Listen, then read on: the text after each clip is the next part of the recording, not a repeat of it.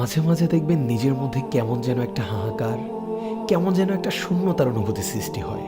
মনে হবে সব কিছু থেকেও কি যেন নেই, সবার মাঝে থেকেও নিজেকে মনে হবে বড্ড একা। এই অনুভূতিগুলো স্পেশালি তখনই হয় যখন আপনি অনেক দিন ধরে আপনার রবকে ভুলে থাকেন, কিংবা আপনি রবের ইবাদত তো করছেন বাট পূর্ণ মনোযোগ দিয়ে করছেন না, দায়সারাভাবে খুশুখুজুবিহীন সালাত আদায় করছেন। যখন আপনার রাত দিন পার করছেন নিদারুণ এক উদাসীনতায়। প্রকৃতপক্ষে আমাদের সবার হৃদয়ে একটি অপূর্ণতা, একটি শূন্যতা রয়েছে, যে শূন্যতা আল্লাহ ছাড়া দুনিয়ার অন্য কিছু দ্বারা পূর্ণ করা সম্ভব না।